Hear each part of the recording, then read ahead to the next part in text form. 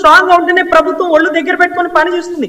కానీ భార్యల గురించి, వివాహ సంబంధాల గురించి, విడాకులు అయిపోయిన పెళ్లిళ్ళ గురించి మనకి ఎందుకండి? కందకు లేని దురద కత్తిపేటకి ఎందుకు? ఈ రకంగా మాట్లాడిన వాళ్ళకి ఇప్పుడు భయం పుడుతుందండి. అందుకనే వాళ్ళ అధినాయకుల్ని ఇంప్రెస్ చేయడం కోసం విధానాల మీద ప్రశ్నించాలి కానీ వ్యక్తిగత విషయాల మీద కాదు. వెంకటరెడ్డి గారు కూడా ఎన్నో సార్లు వాడు వీడు వీడు వాడు వాడా అని మాట్లాడతారు. సార్ ఎందుకు ఆ వాడు? మన తల్లిదండ్రులు మన అలా నేర్పించినారా? మన అధినాయకులు ఇంప్రెస్ చేయడానికి మనం దారిని పోయి వాళ్ళని వాడు వీడు అంటే ఇవాళ కాకపోతే వాళ్ళు మారితే మన వేళలోంచి బయటికి రాగలుగుతామా? సో ఎక్కడైనా ఒక లిమిట్ దాటి మాట్లాడకూడదు సార్. ఇప్పుడు ఎన్ని మార్లు నేను జగన్ రెడ్డి గారి కేసు గురించి చెప్తాను. జగన్ రెడ్డి గారు అనే పదం కాకుండా ఎక్కడ ఒక్క పదం కూడా వాడలేదండి.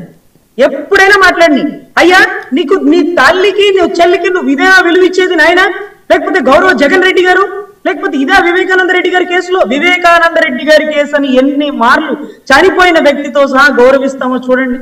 సో అవసరం మనకి ప్రభుత్వం మంది కదా అని బిర్రబిగితే ఇప్పుడు గనక రండి రండి అని సవాళ్ళు ఇస్తుంది శ్రీరెడ్డి గారు.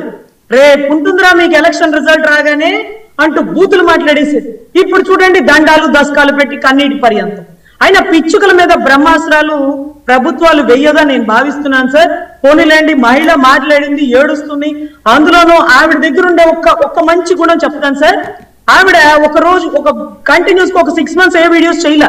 అప్పుడు ఒక టీవీ యాంకర్ అడిగినాడు, ఏంటమ్మా